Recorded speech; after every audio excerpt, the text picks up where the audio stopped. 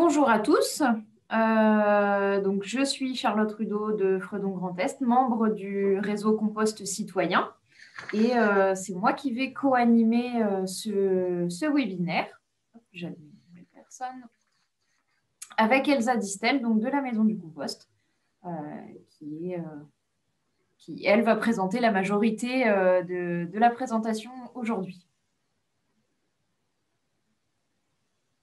Je te laisse lancer le partage, Oui, oui, Elsa. pardon. Sinon, je ne vais pas pouvoir faire grand-chose, moi. Ok.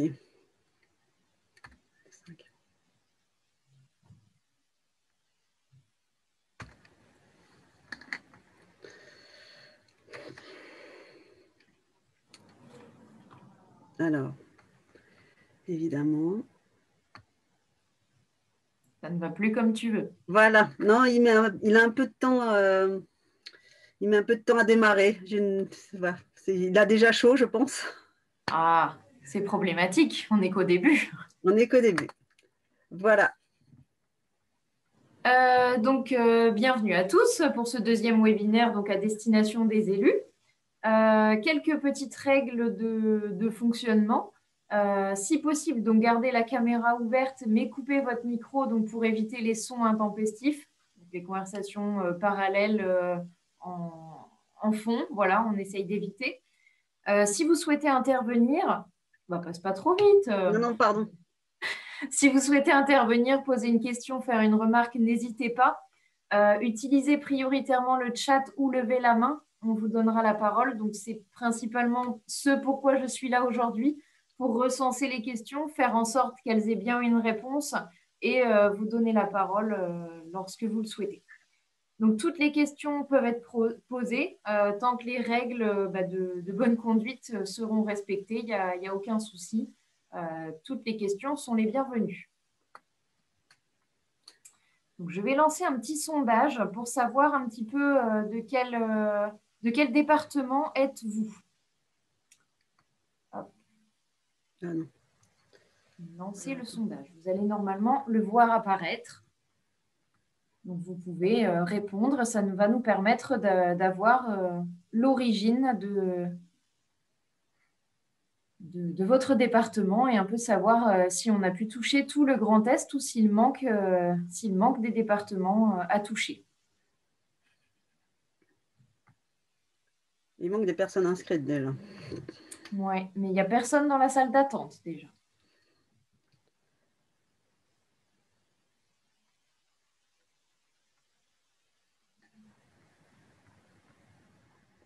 Donc, je vois 70% de personnes qui ont voté. Est-ce qu'il y a les trois autres personnes peuvent voter? Moi, je vote pas. Ah, bah tu votes pas, toi. Non, non. Donc, il en manque quand même encore deux normalement.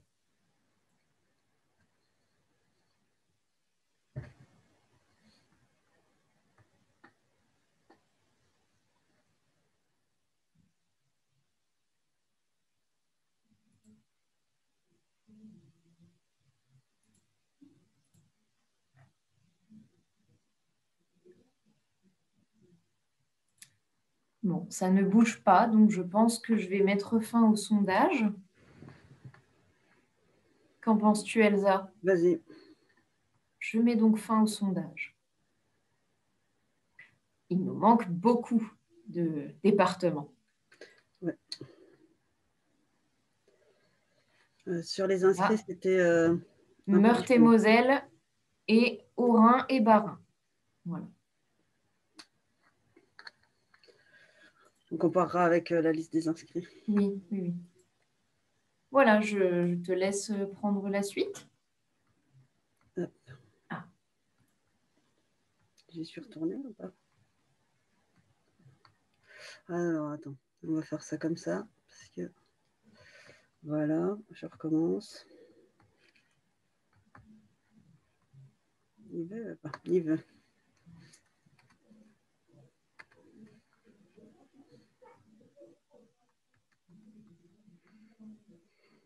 Vraiment, il a du mal.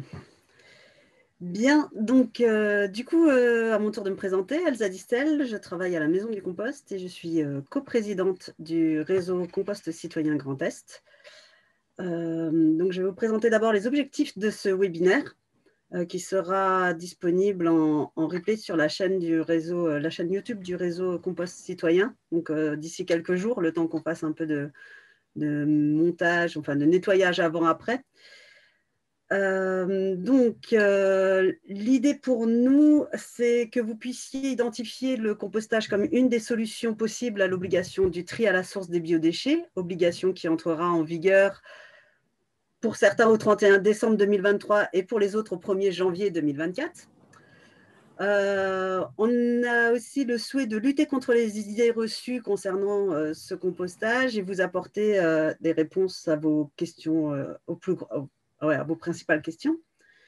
Et puis, nous avons aussi l'ambition en fait, d'avoir des pistes d'action, parce qu'en fait, nos actions sont à votre disposition. En fait, on ne fait pas des webinaires juste pour se faire plaisir. En fait, faut que ces actions atteignent leur but. Pour cette année, l'idée de cette action était d'avoir 3 webinaires. Donc là, c'est le deuxième. Cette action, sensibiliser les élus telle qu'elle s'appelle, sera reconduite en 2022, de toute manière. Après, est-ce que ce sera sous cette forme ou pas, c'est à voir et principalement, c'est à voir avec vous. Donc, ce matin, le compostage étant un sujet extrêmement vaste qui peut susciter beaucoup de questions, on a décidé de faire d'abord une présentation de ce qu'est le compostage. Alors, ça risque d'être redondant pour ceux qui pratiquent, mais peut-être une découverte pour d'autres. On fera une focale sur le compostage partagé. Et puis, on abordera la question des coûts entre la collecte et le compostage. Voilà, on va tout de suite rentrer dans le vif du sujet. Donc, n'hésitez pas à intervenir soit en levant la main, soit en posant des questions directement. Et puis, Charlotte me les retransmettra parce que moi, du coup, je ne vous vois plus. C'est ça. Moi, je vous vois tous. Donc, je peux dispatcher les questions. Il n'y a pas de problème. Donc, aujourd'hui, pour l'instant, les biodéchets, quand vous avez des biodéchets qu'il vous faut éliminer, il y a 2 solutions. Il y a soit une collecte, soit pas de collecte. Et dans ces 2 solutions, il y en a à nouveau 2 qui s'offrent, soit une collecte avec tri, soit sans tri. Donc, on part du haut, vous avez les biodéchets, on va dire qu'on ne va pas les trier, mais qui sont ramassés. Donc, ils sont ramassés avec les ordures ménagères, s'ils ne sont pas triés. Vos ordures ménagères vont donc aller soit dans une usine d'incinération avec valorisation énergétique, soit en centre d'enfouissement. Si vous avez une collecte séparée des biodéchets sur votre territoire, ces biodéchets vont être envoyés soit dans un centre de méthanisation, soit dans un centre de compostage industriel. S'il n'y a pas de collecte et que vous triez vous-même vos biodéchets, vous pouvez avoir recours au compostage. Et donc, ce compostage, il peut être domestique, donc au fond de son jardin, de proximité, donc partagé avec d'autres personnes, ou en établissement pour tout ce qui est établissement public ou privé, entreprises, EHPAD, restaurants divers et variés. Grâce au compostage, on peut retourner une grande partie de ces matières au sol, qui permettent aussi d'être utilisées pour des plantations potagères ou autres, et donc participer à la consommation, qui recrée des biodéchets. Et donc, nous sommes dans une boucle qui se rapproche d'une boucle de l'économie circulaire et donc un peu vertueuse. Enfin, plutôt vertueuse. Donc, pour faire simple, le compostage, c'est un processus de transformation biologique de tout ce qui est organique, donc toutes les matières organiques. Le compostage ne peut avoir lieu que s'il y a de l'eau et de l'air. Ces 2 éléments permettent donc aux micro-organismes d'agir et donc de transformer les matières en compost. Le compost, c'est bien le résultat du compostage. C'est un peu de sémantique en fait. Le composteur, c'est la boîte dans laquelle on met ses biodéchets et on récolte le compost. Et le compostage, c'est le processus. Donc, le compost, quand on obtient du compost, c'est un composé qui est stable, qui est hygiénique et qui ressemble à l'humus que l'on peut retrouver en forêt. D'ailleurs, un compost mûr sans le sous-bois, en fait, il sent la forêt.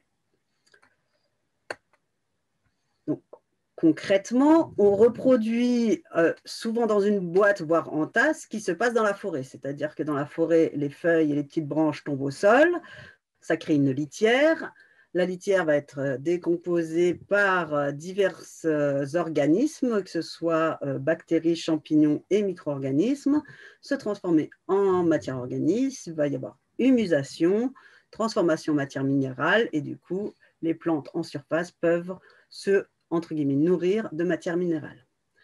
Le compost, c'est un amendement en fait. Donc, quand vous allez utiliser du compost sur vos sols, il ne va pas aller directement aux plantes, il va améliorer la structure de votre sol. C'est pour ça, on sait tous que les sols s'appauvrissent et donc utiliser du compost contribue à leur restauration. Concrètement, comment qu'on composte? Alors d'abord, il faut trier ses biodéchets à la maison. Ça, y a pas, on est obligé, on ne peut pas mettre tout son sac d'OMR dans le compost, ça ne marche pas, donc on les trie. Donc, je pars toujours du haut vers la droite. Hein. C'est toujours, on fait des boucles, en fait. Le compostage, c'est une boucle. On les dépose dans un bac d'apport. Alors, petite précision, à la maison du compost, on préconise, même pour les personnes qui sont en compostage domestique, d'avoir au moins 3 espaces, en fait, mais 2 espaces pour les matières organiques. Il va y avoir un espace bac d'apport ou espace d'apport, et un espace pour la maturation. On peut composter verticalement, donc c'est-à-dire qu'on va commencer par mettre des apports. Au bout d'un moment, ces apports, il va falloir les laisser en maturation et on continuera à remplir par-dessus. On trouve, nous, que c'est moins pratique et moins ergonomique si on veut utiliser effectivement ce compost pour son potager, etc. Parce qu'il faut quand même le brasser assez régulièrement. Et du coup, si on mélange le compost qui est en maturation aux derniers biodéchets déposés, ça va nécessiter du tri pour pouvoir utiliser le compost. Mais comme on n'a pas d'action non plus auprès des fabricants de composteurs, un espace coupé en deux, un composteur séparé en deux par une planche, enfin peu importe, en fait, ça peut être 2 tas, ce n'est pas forcément 2 composteurs aussi grands que ceux que vous voyez sur l'image, c'est un site de compostage partagé. Et à côté de ces 2 bacs qui vont pouvoir contenir les déchets organiques, on va avoir un espace où on va mettre la matière sèche ou le structurant. Et il va être proche de l'apport parce que c'est quelque chose qu'on va apporter à chaque fois, en fait. Donc, je vais vous expliquer ça. Donc, le structurant, il peut être dans un sac, dans ce qu'on appelle une cage à feuilles, donc 4 piquets entourés d'un grillage. Ça peut être un tas, peu importe, il faut qu'il soit à côté. Mais il n'a pas forcément besoin d'une jolie boîte comme on peut en trouver sur les sites de compostage partagé. Donc, nous avons nos biodéchets que nous allons déposer dans le premier bac, le bac d'apport. On va ajouter à ces déchets organiques qui sont riches en azote et qui sont très frais et riches en eau, on va ajouter du structurant, ce qu'on peut appeler aussi matière sèche. Vous allez trouver les termes de broyat aussi, ou de matière brune. Le volume, en général, c'est un apport en volume. Donc, on évalue le volume de la quantité de biodéchets et on ajoute entre 1/3 et la moitié de matière structurante. On s'est rendu compte avec l'expérience qu'1/3 suffisait souvent et comme le structurant est une matière qui peut être très précieuse et difficile à trouver, on peut économiser un petit peu, mais pas descendre en dessous. Après, ce ne sont pas des mathématiques de précision, donc on fait ça au jugé. Mais par contre, il est important de faire cet apport à chaque fois. Comme ça, on est sûr d'avoir le bon équilibre au bout. Si on met toute la semaine ces déchets organiques et qu'on se dit ce week-end, on rajoutera le structurant en quantité suffisante, non seulement on ne se souviendra plus forcément du volume de déchets organiques déposés, mais en plus, il peut se passer n'importe quoi dans le week-end, on oublie de le faire et un composteur mal alimenté, c'est un composteur qui peut poser souci. Donc, on va éviter. À chaque apport, on peut un peu mélanger. Alors, c'est surtout vrai pour tout ce qui est compostage partagé, parce qu'il y a beaucoup d'apports en même temps dans son jardin. On griffe un peu ou on mélange une fois sur trois. Ça, c'est au jugé un peu de chacun. Mais en compostage partagé, en général, on fait un mélange après chaque permanence, un petit mélange.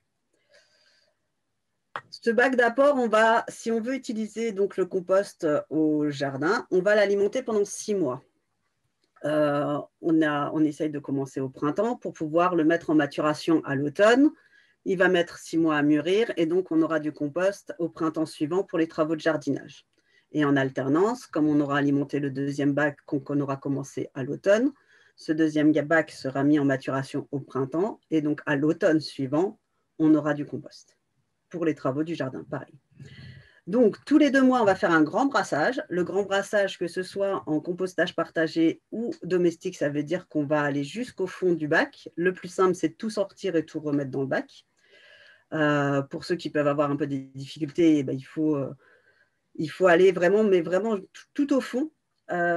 Pourquoi? Parce que je vous ai dit que les matières qu'on y déposait étaient en grande partie riches en eau. Alors, malgré le structurant, l'eau s'évapore et les matières ont tendance à s'agglomérer. Si elles s'agglomèrent, l'oxygène ne passe plus. Et on a vu que le compostage était un processus aérobie et donc il lui faut de l'air pour fonctionner parce que les organismes qui participent à la dégradation des matières ont besoin d'oxygène. Donc, si elles n'ont plus d'oxygène, eh bien, elles ne travaillent plus, le processus est ralenti. Donc, il faut faire un grand brassage tous les 2 mois environ. Si on est motivé, on peut le faire plus, mais tous les 2 mois, ça suffit. Au bout de 6 mois, on décide qu'on dépose le dernier déchet, on met le composteur en maturation. Alors, soit pour un site de compostage partagé, on va tout transférer dans le bac en maturation. Chez soi, on peut faire un grand brassage, on le remet et puis on change d'espace. Il n'y a pas forcément besoin de le déplacer. Ou alors, si on a un plus petit espace, on peut effectivement garder le composteur proche de la maison pour les apports et mettre en maturation un peu plus loin sous une bâche respirante à l'air libre et le laisser tranquillement terminer. Au bout de 6 mois après le dernier déchet déposé, on obtient du compost, qui est donc cet amendement qui est bien sombre. Ça ressemble vraiment à de la terre de forêt, à ce qu'on retrouve en forêt. Et on peut l'utiliser donc au jardin et recommencer forcément le processus, parce qu'on ne mange pas que 6 mois dans l'année. Donc, quand il est mis en maturation, on aura alimenté le deuxième espace. Voilà. Je me rends compte que ça fait beaucoup d'informations. D'habitude, quand je fais une présentation compostage, je ne fais pas ça en 10 minutes. Il m'en faut au moins le double. Est-ce que ça va pour tout le monde sur le principe?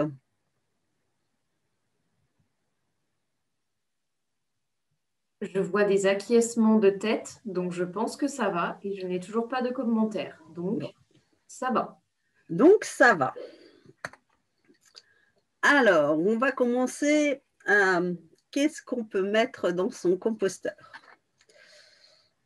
Alors, il y a plusieurs catégories dans les apports. Il va y avoir celles que l'on peut mettre sans hésiter, ceux pour lesquels il va falloir un peu réfléchir ou avoir une action préventive, et ceux qu'on ne va pas mettre. Donc, sans hésiter, vous allez y mettre tous vos déchets de préparation, toutes les épluchures, sans exception, qui viennent de la cuisine. Donc, vous allez avoir les épluchures, les restes de fruits, les restes de légumes qui peuvent être un peu abîmés, les tiges, les fans, y compris agrumes, ail, oignons, pelures de fruits exotiques, noyaux, coquilles de noix, noisettes et compagnie. Il n'y a pas de restriction en fait. Vous pouvez Et aussi une question, même les agrumes. Même les agrumes. Alors moi, j'ai une autre question. Pourquoi pas les agrumes? La personne peut prendre la parole si elle veut.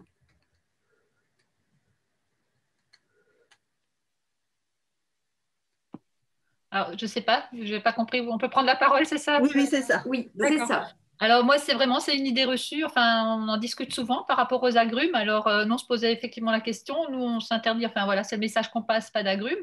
On se posait la question, est-ce que ça a un rapport avec le bio ou pas bio? Est-ce que tous les agrumes sont autorisés? Donc, parce que nous, c'est vraiment des idées reçues de dire qu'on met pas d'agrumes parce qu'il y aurait trop d'acidité. Donc, Alors,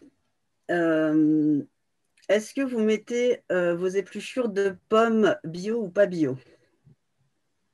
Oui, bah oui. Voilà. Donc, le bio, pas bio ne fonctionne pas en compostage. D'accord. Donc, si vous mangez bio, bah, la planète vous en remercie. Oui. Mais si d'une manière générale, tous les autres apports ne sont pas bio, il n'y a pas de raison que les agrumes le soient. Ils sont effectivement traités, mais en France, la salade, la fraise font partie, et la pomme font partie des aliments les plus traités, en fait. Donc voilà. Les agrumes, alors oui, au goût, ils sont acides. Bon, ça reste un aliment basique. La peau est épaisse. Effectivement, pour se protéger, le fruit est recouvert d'une petite cire. Tout ça, ça freine un peu le compostage. Mais ça le freine un peu, en fait. Bien sûr qu'entre une petite épluchure de carotte et mon morceau de pelure d'orange, l'un va se dégrader beaucoup plus vite que l'autre, mais ça va se dégrader. On y met les peaux d'avocat sans forcément se poser de questions, et elles se dégradent. Par contre, elles mettent plus longtemps que ma petite pelure de carotte. Donc, à ce niveau-là, il n'y a pas de souci. Pour ce qui est des traitements, en fait, il faut comprendre que les vers qui sont dans le composteur, les vers de terre, hein, donc les vers de compost, interviennent à la fin du processus, et de manière imagée, je vais vous dire qu'ils ont une fonction de rein. Ils vont manger en fait toutes les matières, les digérer et retenir une grande partie des intrants, une grande partie, et ils vont équilibrer en fait le produit final. C'est leur rôle en fait. Et donc, il n'y a pas de souci à ce niveau-là. Ce ne serait pas la même chose si vous étiez productrice d'oranges et que vous n'aviez que ça comme apport, mais en général, il n'y a pas que ça. Après, le fait qu'on réfléchisse aux agrumes, on a essayé, nous, de comprendre pourquoi l'agrume avait si mauvaise presse, sachant qu'il se dégrade. Hein. Il met un peu plus longtemps, bien sûr. Effectivement, c'est un fait. Hein. Il met un peu plus longtemps, mais il se dégrade sans souci. D'ailleurs, qui ne connaît pas la malédiction du filet de 4 citrons? Quand on va en magasin, qu'on achète un filet de 4 citrons, on choisit pendant des minutes très longues bien ces 4 citrons. On est sûr de notre coup, 2 jours après, il y en a un qui est OK. Ça arrive, alors c'est la malédiction du filet de 4 citrons. Donc c'est bien qu'il se dégrade. Si vous avez un citronnier en pleine nature, il n'y a pas un siècle de citron à son pied. Donc c'est que ça se dégrade. Il n'y a aucun souci à ce niveau-là. Par contre, effectivement, le verre de compost, lui, ne dégrade pas les agrumes. Donc, si vous avez un vermicomposteur ou un lombricomposteur, les agrumes ne vont pas y aller. Mais tout comme l'ail, etc., parce qu'il n'y a que le verre dans un composteur qui soit domestique ou partagé. Il y a beaucoup d'autres apports et beaucoup d'autres organismes qui vont intervenir dans ce processus. Après, souvent en compostage partagé, alors ils sont interdits. Alors, un des arguments, c'est qu'en saison, il y a beaucoup d'apports de même type. Nous, on gère des sites de compostage partagé et on ne préconise pas cette interdiction. Et effectivement, l'hiver, il y a plus d'agrumes qu'à un autre moment dans l'année. Ceci dit, il y a toujours… alors moi, je suis en Alsace, hein, donc il y a toujours du chou, des carottes, des épluchures de patates. Voilà, donc c'est des fans de poireaux. Donc ça reste varié en fait. Donc il n'y a pas de souci, les agrumes, on peut y aller. Par contre, tout ce qu'on va apporter à son composteur, il va falloir le couper. Donc si on se fait son orange pressé, on a 2 demi-oranges, il faut au moins lui donner 1 voire 2 coups de couteau. Et on a sa pelure qui est prête pour aller au composteur. J'ai répondu à votre question? Très bien. Tout à fait, merci. Je vous en prie. Dans les déchets alimentaires, on va pouvoir y mettre le marc de café, qui aide à la digestion des vers, en fait, le marc de café. Les sachets de thé et de tisane, sous réserve qu'ils soient en papier. De plus en plus, certaines marques un peu chères de thé se sont dit qu'ils allaient retourner au plastique, donc c'est assez incompréhensible. Donc faites bien attention parce qu'à l'œil, c'est trompeur. Les bouquets de fleurs fanées, les coquilles d'œufs écrasées, sans problème. Si vous avez un petit reste de pâte, de riz qui ne baigne pas dans une sauce, il n'y a pas de souci. Vous pouvez les mettre aussi. Des fois, il reste un petit, on se dit on le mangera le lendemain et puis on l'oublie malheureusement au fond du frigo. Donc oui, c'est du gaspillage alimentaire, mais il peut être éliminé, disons, dans le composteur. Et au niveau des déchets du jardin, donc tout ce qui va être structurant et matière carbonée, donc riche en carbone, on va y retrouver les feuilles mortes, toutes les tailles de haies et brindilles, sauf les conifères qu'on retrouvera tout à l'heure. Les tontes de gazon qu'on aura préalablement séchées. À minima, il faudra les avoir fait faner pour qu'elles perdent une grande partie de leur eau, parce que sinon elles vont s'agglomérer et fermenter. Et le gazon en tas, ça sent pas bon. Hein. Les herbes non montées en graines, le foin sec, la paille, les copeaux de bois non traités, cheveux, ongles, ça se composte très très bien, et des litières compostables ou des fumiers des animaux herbivores. Donc tout ça, c'est les yeux fermés, on peut y aller. Tant qu'on coupe, on peut y aller. Vous avez des questions sur cette première liste? Oui, j'allais t'interrompre. Il y a Monsieur Baël qui souhaite intervenir. Donc, allez-y, activez votre micro et posez votre question. Oui, pardon, juste une petite question. Je n'avais pas trouvé tout de suite où l'écrire. Et les cendres de bois, des poêles à bois ou autres Alors cendres. les cendres, c'est une vraie question parce que de nombreuses personnes se chauffent au bois avec grande parcimonie dans le composteur. En fait, elles n'ont pas grand intérêt dans le composteur. Donc on peut en mettre un petit peu, mais ça ne peut pas être l'exutoire total de son poêle en fait. On peut trouver d'autres solutions en les mettant directement au jardin, mais les cendres, c'est pas... Voilà, en petites touches, oui, mais pas en grande quantité. Ok, Les donc cendres sont riches en potasse, donc ça peut être intéressant d'en mettre un petit peu pour voilà, que les végétaux puissent utiliser ça une fois que ça va être minéralisé. Mais c'est vrai que ça ne peut pas être un exutoire à un poêle à bois, quoi. Non. Ou barbecue ou autre. C'est bon pour cette liste? C'était bon, il n'y avait pas d'autres questions. Okay. Juste une remarque de Pierre avant qu'il ne parte, comme quoi le noyau d'avocat résistait. Oui. Certes, ça résiste un petit peu plus longtemps avant de se dégrader aussi. Hein. Alors, tout ce qui est noyau va résister. Si vous êtes très motivé, vous pouvez leur donner des coups de hache pour les ouvrir, en fait. En fait, il faut comprendre que le fruit, sa peau, la pulpe et l'enveloppe, tout est là pour protéger la graine. Alors, dans un avocat, la graine, c'est l'amande qui est au milieu, tout comme les noyaux de pêche ou d'abricot. La graine, c'est l'amande qui est au cœur. Donc, toutes ces barrières-là, il va falloir que les micro-organismes les passent. Honnêtement, alors on n'est pas grand consommateur d'avocats, mais ça nous arrive d'en manger. Moi, je ne me fatigue pas, hein, c'est pas grave. Au bout de 6 mois, quand mon compost il est mûr et que, il refait un tour. Voilà, j'enlève, selon où je le mets, j'enlève les noyaux qui n'auront pas été décomposés et je les remets dans le bac qui est en cours d'apport et puis ça continue à se dégrader. Il faut effectivement beaucoup plus de temps, ce qui est logique en fait. C'est plus dur. Elsa, j'ai une autre question pour toi. Les tontes, elles servent comme apport structurant? Alors, on va dire oui si elles sont bien sèches, sachant que quoi qu'il arrive, les tontes sont très très riches en azote, même séchées. Ça reste une matière riche en azote. Moi, j'ai envie de dire que les tontes, leur meilleur usage plutôt que le composteur, c'est le paillage. Pour tout ce qui est plantes qui ont besoin d'azote, pour moi, la tonte, il vaut mieux l'utiliser. Elle a plus son rôle en paillage, mais bien sèche, elle fera partie du structurant au même titre que le foin, que si vous avez des herbes de la pampa ou des fétuques, pareil, quand elles sont taillées, ça fait de l'herbe sèche. Ça ira dans cette catégorie de matière structurante. Voilà. Mais les mettez pas fraîches. Alors, fraîche, c'est une poignée dans son composteur et c'est un activateur. Quand on trouve que ça végète un peu, mais une poignée, hein. Pas 5 quarts tondus. Pas un panier, une poignée. Ouais, pas un panier, une poignée, tout à fait. Alors, je continue.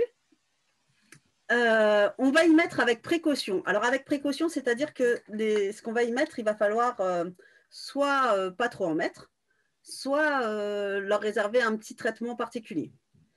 Donc, je vais tout de suite écluser viande, poisson, fromage. Donc, tous les produits carnés, les restes, se compostent très bien. Théoriquement, on n'est pas submergé. En fait, on ne fait pas un composteur carné. La viande, on la mange. Ce qui va nous rester, c'est le petit bout de gras, la couenne, l'os, les arêtes.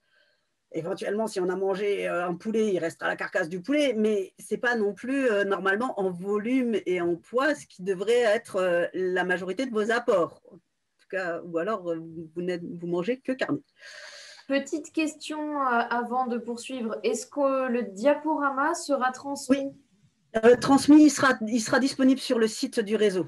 En fait, je ne vais pas l'envoyer directement, mais il sera transmis sur le site du réseau Compost Citoyen Grand Est. Et ce sera la présentation elle-même sera visible sur la chaîne YouTube. Donc, tous les produits carnés se dégradent très, très bien. Par contre, alors, il va falloir, si on veut les mettre dans son composteur, il va falloir les enfouir, forcément. Donc, on ne les pose pas dessus comme les produits végétaux. On va soulever les dernières matières apportées et les mettre en dessous. Il faudra aussi les couper, donc au possible. Si vous êtes amateur du hachoir, on peut aussi couper les os. Ça facilitera la décomposition parce que là aussi, ça mettra potentiellement un petit peu plus de temps selon la taille de l'os. Pour ce qui est des apports en structurant, si vous mettez des produits carnés dans votre composteur, il faut oublier la règle du tiers. Vous mettez au moins la moitié de structurant par rapport à votre volume d'apport. On passe par en dessous. On vous conseille fortement d'avoir un couvercle sur votre composteur et une grille anti-rongeur sous votre composteur. Voilà. Donc ça, c'est pour tout ce qui est produits carnés, mais ça se composte très, très bien. Les produits laitiers, ça va être en petite quantité, mais là, c'est pareil. En fait, théoriquement, on n'en jette pas, on les consomme. Donc, c'est vraiment un accident ou quelque chose qui a tourné malheureusement. Donc, c'est de toute façon en petite quantité. Tout ce qui est huile, vinaigrette, on va éviter. Alors, si c'est une feuille de salade qui a été oubliée au fond, on la secoue un peu, on y va. Mais l'huile a peu de dégradeurs au sein du composteur. Donc, on ne va pas y mettre l'intégralité du contenu de la friteuse, par exemple, ça ne marchera pas. Mais un petit fond d'assiette, pourquoi pas. Voilà. Donc, c'est toujours alors là, c'est vraiment en toute petite quantité. Les coquillages, tout comme les os, ça a une dégradation très lente. J'avais une personne qui m'expliquait que elle prenait un marteau et puis elle tapait dessus et puis elle le mettait dedans. Mais elle limait. Pareil, tout ce qui est, comment on appelle ça, pas épluchures, mais de crevettes, tout ce qui est carapace, c'est pareil. Et le pain, alors le pain se composte en général très mal. Donc, c'est là aussi en très petite quantité et coupé en petits morceaux. Mais évitez de mettre du pain dans le compost, en fait. Les céréales sont souvent très raffinées et ça se composte très mal. Donc, mangez-le. J'ai envie de dire, pour qu'il se composte bien, il faut le couper en petits morceaux. Si on le coupe en petits morceaux, on fait des croûtons. Déjà, on a fait le travail. Voire, on le réduit en chapelure, on pousse un petit peu et puis on la consomme. Et voilà. Remarque, je croyais qu'il ne fallait pas mettre de carne pour ne pas attirer les rats et souris. Alors, on parlera de nos amis les rongeurs après, mais effectivement, le fait de mettre des produits carnés va attirer les rongeurs. C'est un fait. Après, moi, j'ai tendance à dire que le rat, il est là avant nous, il sera là après nous. L'intérêt, il fait partie de la dégradation, hein, sinon on vivrait dans une décharge à ciel ouvert, je pense, parce qu'il participe de l'élimination de nos déchets. Et surtout, pour moi, l'intérêt, c'est vraiment qu'ils ne s'installent pas. Qu'ils viennent attraper trois morceaux à manger et repartent, ça ne me dérange pas. En plus, j'habite un peu à la campagne, donc de toute façon, potentiellement, il est là. Pas loin de l'eau et avec quelques arbres, donc voilà. Mais voilà, le tout, c'est de faire en sorte qu'ils ne s'installent pas. Et j'ai envie de dire, il n'y a pas que les rats. Si votre compost est à ciel ouvert, vous allez avoir les corneilles et les corbeaux qui vont y aller. Vous allez avoir les chats qui vont venir gratter. Enfin voilà, le rat a mauvaise presse, mais il n'y a pas que lui qui peut venir dans le composteur, hein. Pour tout ce qui est déchets du jardin, avec précaution, ça va être toutes les mauvaises herbes qui vont être montées en graines. Donc, si vous avez les mauvaises herbes, entre guillemets, hein, parce que pour moi, elles ne sont pas mauvaises, mais si vous avez des herbes qui sont montées en graines et que vous ne voulez pas voir ces herbes se disséminer dans votre jardin, il faut les couper, vous les mettez dans l'eau, vous les immergez, donc vous les bloquez avec une pierre pour qu'elles restent bien au fond, et vous allez les oublier 1 ou 2 semaines. Vous mettez un couvercle. Quand vous allez ouvrir ce couvercle, contrairement au compostage, là, ça va sentir vraiment pas bon parce que ça aura fermenté. C'est un purin que vous avez fait, en fait. Les graines auront éclaté, auront perdu leur pouvoir germinatif. Donc, ces herbes pourront être compostées et l'eau vous servira, qui sera riche en nutriments pour le coup, hein, vu que c'est une infusion finalement de plantes, une infusion à froid. Cette eau pourra vous servir à arroser sans problème et il n'y aura pas de risque de dissémination de ces plantes dans votre jardin. Les plantes malades, si la maladie est un champignon, il n'y a pas de souci, vous pouvez composter. Donc, à la fin de l'été, au début de l'automne, quand on va arracher nos plants de tomates et que certains auront été touchés par le mildiou, vous pouvez sans problème les mettre dans le composteur. De toute façon, l'année suivante, si les conditions sont réunies pour que le mildiou apparaisse, il apparaîtra. Il apparaîtra. S'il fait chaud et humide et que les plants sont trop rapprochés, il y aura du mildiou. Que vous l'ayez mis ou pas dans le composteur. Donc, c'est comme ça. Les tailles de conifères, donc tout ce qui est thuya, cyprès et compagnie, alors là, pour le coup, comparativement aux agrumes, c'est extrêmement acide. Donc, c'est vraiment avec grande parcimonie. En général, les tailles de conifères, c'est 20%. Ils doivent constituer pas plus de 20% de la quantité de vos apports en broyat. Donc, moi, ce que je conseille, c'est de faire un deuxième tas et de temps en temps en incorporer. L'idéal avec les tailles de conifères, si vos conifères ne sont pas malades, c'est de pailler les conifères et de pailler toutes les plantes qui aiment les terres acides. Les azalées, les rhododendrons, les hortensias, les fraisiers. Autant l'utiliser en paillage, ça freinera moins votre compostage. Alors, les papiers carton non imprimés, ça va être en petite quantité parce que c'est pas… On peut l'utiliser comme structurant parce que c'est du carbone, mais ce n'est pas très ligneux, donc ça ne va pas avoir la même capacité structurante. Et les litières compostables et fumiers des animaux omnivores, donc les chats par exemple, ou les rats, parce que certains ont des rats en cage, ils n'en veulent pas dans leur composteur, mais ils en ont en cage. Il faudra retirer les crottes et par contre, ces matières-là, si vous les compostez, votre compost devra maturer 2 ans et pas seulement 6 mois. Donc, il faudra une plus grande période de maturation et il faudra idéalement utiliser ce compost pour le jardin d'agrément et pas pour l'alimentaire. Quand vous avez ces matières à composter en quantité, par exemple, moi, je vous conseille de faire un deuxième compost à côté, en fait, par rapport à votre compost habituel. Donc ça, c'était pour tout ce qu'on mettait avec précaution. Et on va arriver à tout ce qui ne se composte pas. Donc, toutes les plantes qui sont touchées par des virus. Alors, je préfère dire on ne composte pas parce que moi, je ne suis pas agronome. Donc, je ne peux pas dire c'est sûr que cette maladie s'est détruite ou pas. Donc, si on a un doute, on évite. Celles qui sont massivement traitées chimiquement, on va éviter aussi. Les excréments de chat ou de chien, la suite cheminée, papier glacé traité pour résister à l'humidité, hein, ça ne va pas se dégrader. Gravat, plâtre, cailloux, mégots de cigarettes, ça ne va pas y aller. Et j'ai oublié dans ma petite liste toutes les plantes à rhizome, les plantes traçantes, donc les bambous, comment on appelle ça, le liseron. Ça ne va pas dans le composteur parce qu'en fait, votre composteur n'aura pas la capacité de détruire sa capacité de reproduction. Donc, si vous en mettez dans votre composteur, ben, vous en aurez dans tout votre jardin. Et vous allez me maudire et je n'ai pas forcément envie. Voilà. Donc, ça ne va pas non plus dans le composteur.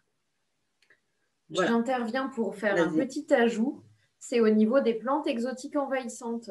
Donc, oui, on peut avoir des questions en tant qu'élu sur le devenir d'une plante exotique envahissante qui est la renouée du Japon, donc qui, elle, fait partie de ces plantes à rhizome.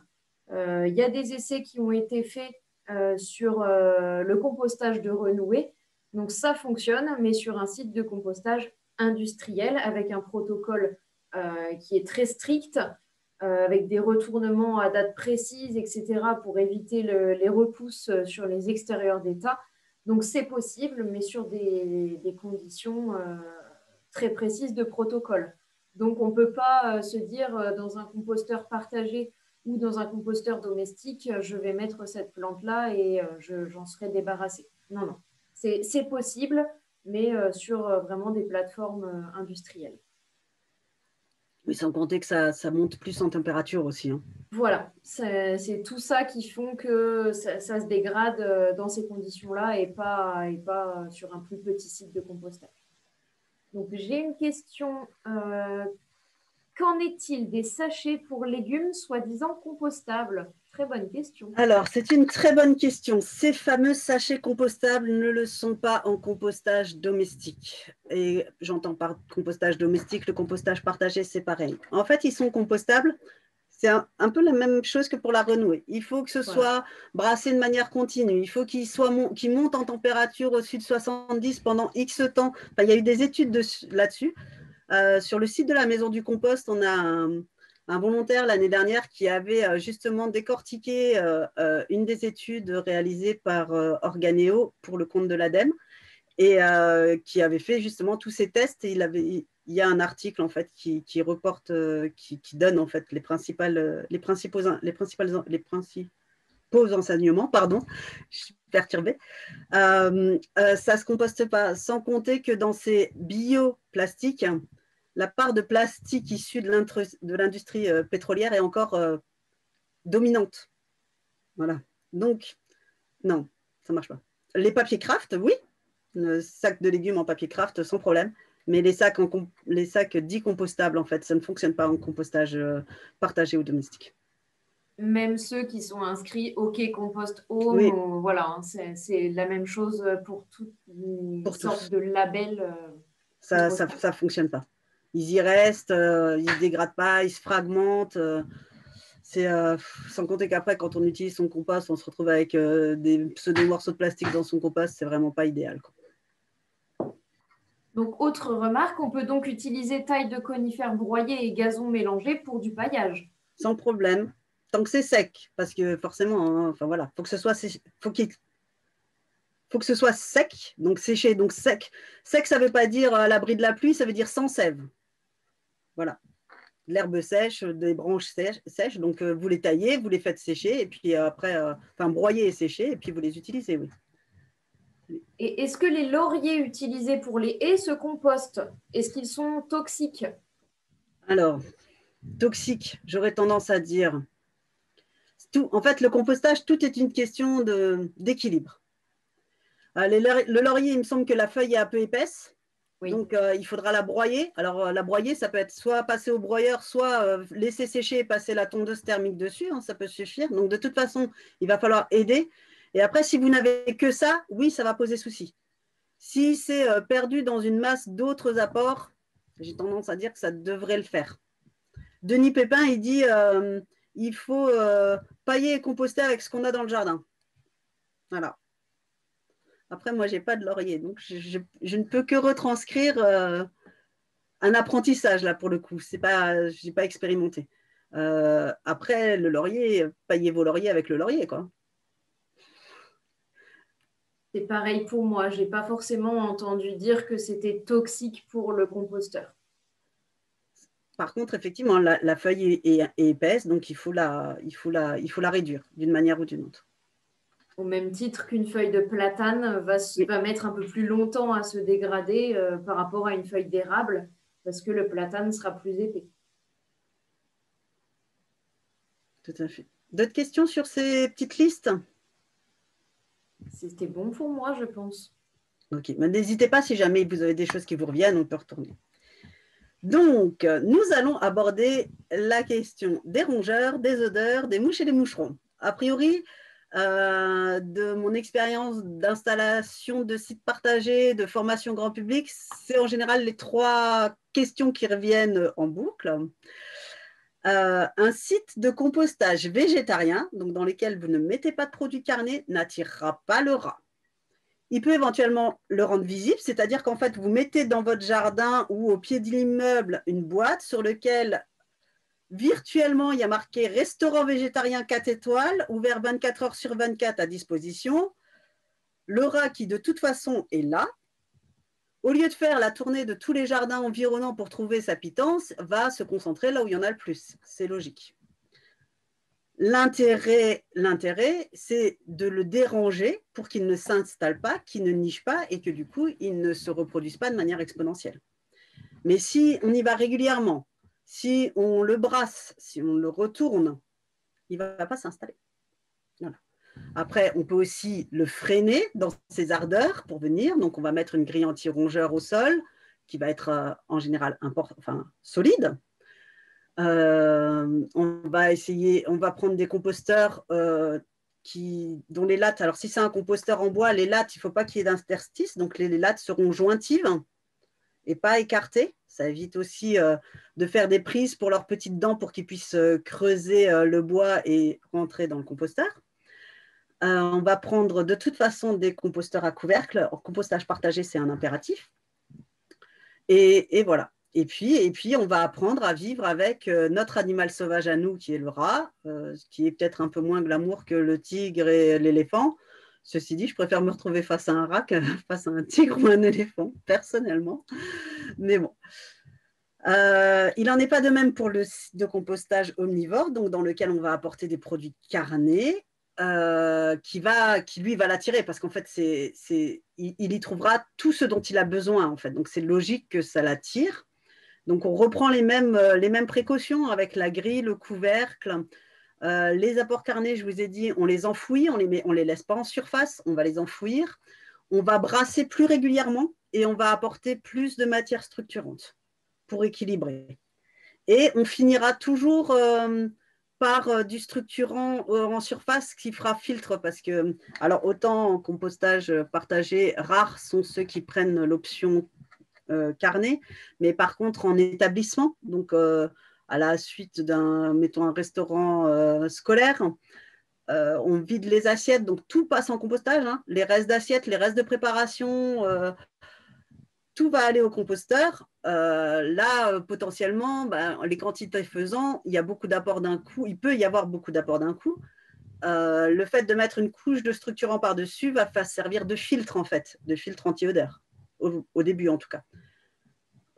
Après on ne jette pas, je ne connais pas beaucoup de personnes qui jettent un rôti entier. Donc voilà, ça va être, forcément, c'est petit, enfin, c'est peu de choses qu'on va mettre de manière, peu de restes carnés qu'on met finalement. Par contre, tout ce qu'on y met, que ce soit carné ou végétal, ce sera coupé, hein, je vous le rappelle. Voilà, donc voilà pour notre ami ou pas, le rat. Concernant les odeurs, un site de compostage qui est bien mené, d'ailleurs il y a une énorme faute, bien mené ne sent pas mauvais. S'il y a des odeurs, c'est qu'il y a un déséquilibre. Donc, soit il y a eu un trop fort apport en matière carnée si c'est un compostage omnivore, et auquel cas il va falloir remettre du structurant, brasser, soit il est trop humide, soit il est trop sec, enfin voilà. Mais un site de compostage ne sent pas mauvais en fait. Donc, il y a beaucoup de, je ne vous l'ai pas mis là, mais il y a des manières d'identifier le problème et de le résoudre, en fait. Nous, on a des outils, par exemple, à la maison de compost, où effectivement, on identifie le problème, mon compost, il a tel aspect, ça peut venir de ça ou de ça, qu'est-ce que je fais, etc. Donc, pour accompagner justement les citoyens. Les mouches et les moucherons, alors, comme le rat, j'ai envie de dire, elles font partie du processus de décomposition. Leur gros inconvénient, c'est qu'elles pondent sur les matières. Donc, elles vont pondre que sur les matières déposées. Et du coup, c'est pas rare que quand on ouvre un site de compostage pour les apports, il y ait une nuée de moucherons. Et franchement, c'est absolument pas agréable. J'en conviens largement. Donc, pour éviter qu'elles se multiplient et donc limiter leur prolifération, on va couper un carton de la taille de l'ouverture de son composteur et on va le poser sur les matières. Donc, on chasse les mouches. Mais de toute façon, dès qu'on ouvre la porte, elles s'en vont. Et on va poser ce carton par-dessus. Les mouches et les moucherons voudront venir, une fois qu'on sera parti, voudront venir repondre, mais elles ne vont pas pondre sur le carton. Donc déjà, ça va limiter la prolifération. Et après, on va essayer d'identifier quel type de mouche. Donc, si ce sont des mouches métalliques bleues un peu grosses, ben, c'est qu'il y a de la viande ou du poisson qui a peut-être été mal coupé, donc il faut revoir un peu son processus, se réinterroger. Les petites drosophiles ou mouches du vinaigre, ou les moucherons vont être attirés par tout ce qui est des peaux sucrées. Donc là, forcément, entre la chaleur, les fruits d'été qui commencent à arriver et les fruits juteux qui commencent à arriver, le composteur, il y a des mouches. Voilà, il y en a. Donc, on peut limiter en les empêchant de se reproduire. Mais il y en aura au même titre que dans votre composteur, il y a des vers, il y a des cloportes, il y a des litobies, il peut y avoir des larves de cétoine et autres. Voilà.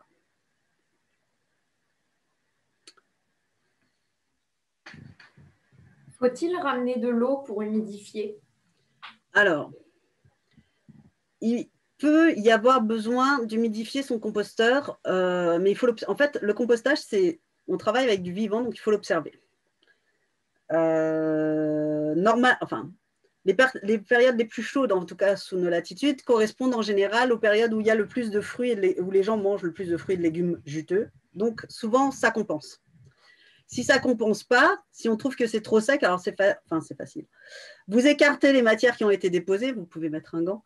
Vous prenez des matières en cours de décomposition au cœur de votre composteur, vous faites une boule, vous prenez une poignée, vous serrez. Si vos matières s'effritent, clairement, il est trop sec. Voilà, c'est sûr. Si ça ruisselle, il est trop humide. Et si juste ça perle ou que ça fait un peu la sensation de glaise à modeler quand on fait un peu de poterie ou des choses comme ça, voilà, où ce n'est pas détrempé mais quand même humide, c'est que votre taux d'humidité est bon. Si vous avez besoin d'arroser votre composteur, vous prenez votre arrosoir, vous mettez une pomme dessus parce que l'intérêt, en fait, c'est de ne pas noyer les organismes qui travaillent à l'intérieur, hein, parce que si vous mettez un gros seau d'eau, une partie va se retrouver noyée. Et on arrose avec parcimonie, on mélange, éventuellement on réarrose et on surveille. Mais oui, on peut avoir besoin de l'arroser, ouais, selon où il est placé et la température ou la chaleur qu'il peut faire. D'autres questions? C'est bon pour l'instant. Ok. Vos questions? Non, mais comme c'était plus simple de les poser au fil des présentations que de les garder toutes pour la fin et de revenir en arrière. Du coup, je continue. On va juste se focaliser un peu sur le compostage partagé. Donc, le compostage, on appelle compostage partagé, en fait, toutes les opérations qui vont aussi porter le nom de compostage de proximité. Donc, ça va être de pied d'immeuble, en quartier, en village. Donc, c'est un site qui va être mis à disposition de plusieurs personnes qui, a priori, au départ, ne se connaissent pas ou peu. Mais par contre, un des impératifs, c'est que ce sont les habitants qui prennent en charge ce site. Alors, totalement ou en partie. À Besançon, par exemple, les citoyens ont une petite partie, mais le choix avait été fait que tout ce qui était entretien, brassage, mais donc du coup, par contre, c'était des gros du compostage en pavillon, donc des très grands composteurs, était au départ réalisé par la collectivité et après a été confié à une association dont c'était la mission en fait. Alors, idéalement, pour un site de compostage partagé, il faut un espace suffisant, hein, je dirais 10 mètres carrés au sol, au contact avec la terre, la vraie, sinon ça complique un peu l'installation. C'est possible, mais c'est vraiment plus compliqué. Il faudrait, à minimum, il faut une personne volontaire pour être référent de site. À la maison du compost, on dit qu'il faudrait être plusieurs parce qu'on partage la tâche et on partage si le site il fonctionne avec des permanences d'ouverture, par exemple, s'il y a une personne, elle doit assurer toutes les permanences. Si elles sont deux, déjà, il n'en fait plus que la moitié. Et si elles sont 6 ou 7, voilà, ça diminue d'autant la lourdeur, en fait, de cette implication. Et en plus, si on est très nombreux, si une personne déménage, il reste le reste du groupe qui peut continuer à faire fonctionner le site. Si le site repose sur une seule personne, quand celle-ci part, le site il est en difficulté. Et il faut aussi une majorité de personnes dans l'environnement proche. Donc, en général, on compte 200 mètres. Hein, on parle qu'on appelle ça les habitants desservis sont ceux qui sont dans un périmètre de 200 mètres, qui sont prêts à faire le geste d'utiliser ce site de compostage. On peut inventer tout type d'organisation avec permanence, pas de permanence, un peu de permanence, un peu d'accès libre, complètement libre, entièrement géré par des bénévoles, géré à moitié par des salariés et des bénévoles, géré entièrement par des salariés. Tout est à inventer en fonction de votre envie, de votre engagement. Enfin voilà, toutes les situations sont possibles. J'ai envie de dire, tout est possible tant que les personnes sont formées. Le fonctionnement, donc chaque habitant va avoir un bioseau, un petit seau. Alors ça peut être un seau de récupération récupéré auprès des traiteurs, donc les seaux de crème de 5 litres ou en Alsace les seaux de choucroute, voilà, les seaux de fromage blanc. Ce bioseau aura un couvercle. Donc le couvercle, il sert à éviter d'avoir des moucherons dans sa maison. Donc on pose juste le couvercle, on ne le ferme pas hermétiquement parce que sinon, à chaque fois qu'on met des matières, les matières vont fermenter vu qu'il n'y aura pas d'oxygène. Donc on le pose simplement dessus pour éviter ces mauvaises odeurs liées à la fermentation. Et quand il y a permanence, le jour de la permanence, on ferme le seau, on emmène son seau, on vide ces matières en respectant les principes présentés avant. Donc c'est-à-dire que la personne qui va déposer ces matières va elle-même ajouter le structurant qui convient. Ce n'est pas à la charge du référent de rééquilibrer une fois que la permanence est finie. Chacun fait son geste complètement. Le référent, lui, il va coordonner l'action, il va organiser les permanences, il va organiser les actions de brassage et il va essayer d'envelopper tout ça sous le signe de la convivialité parce que c'est quand même l'un des grands intérêts du compostage partagé. Outre réduction des déchets, gestion, etc. Mais humainement, ça a un intérêt. Et quand le compost est mûr, donc le compost il peut être tamisé, distribué, on explique comment il peut être utilisé. Il peut être utilisé dans les espaces communs, collectifs, il peut être utilisé dans un jardin partagé, enfin voilà. Il est utilisé, il n'est pas laissé dans le bac. Et si jamais il en reste, les services municipaux peuvent eux-mêmes l'utiliser. Donc, quel est l'intérêt d'avoir un composteur partagé dans sa commune ou plusieurs d'ailleurs ? Ça va réduire la quantité de déchets qui vont nécessiter un traitement collectif, donc d'être ramassés et traités par la suite. C'est logique, hein, moins les gens en mettent dans leur poubelle, moins il y en aura à traiter. Ça permet donc de maîtriser le coût de la collecte des ordures ménagères. Le fait d'utiliser du compost sur les sols va améliorer leur structure. Le fait que des gens se retrouvent à un instant T en même moment avec un même objectif va permettre de créer du lien entre ses habitants, que ce soit d'un immeuble, d'un quartier ou même de plusieurs pavillons. Hein. Ça va permettre de répondre aussi aux aspirations au zéro déchet qui sont très en vogue. Alors en milieu urbain, c'est vraiment un leitmotiv et ça se propage de toute manière en milieu plus rural. Donc ça répond aux aspirations des habitants. Et pour tout ce qui est habitat collectif, ça va en partie assainir parce qu'il y aura moins de déchets organiques, enfin biodégradables dans les poubelles et donc ça va permettre de lutter contre une partie des désagréments liés aux locaux poubelles. Voilà, je continue. Alors, à la Maison du Compost, on a installé un grand nombre de sites partagés, notamment sur l'Eurométropole. Et donc, on a dégagé certaines conditions de réussite et de pérennité. Une des conditions pour que le site dure dans le temps, c'est que sa gestion repose non pas sur une personne, mais sur une association. Parce que l'association a généralement, même si les administrateurs changent, voilà, il reste des personnes qui vont pouvoir gérer ce site. Alors l'association, par contre, elle peut être préexistante ou créée juste pour gérer ce site. Peu importe, ce n'est pas gênant. Mais au moins, il y a une structure avec laquelle la collectivité peut échanger. Il vaut mieux s'assurer de la participation et de l'engagement de plusieurs référents par site, même si légalement, un seul est obligatoire.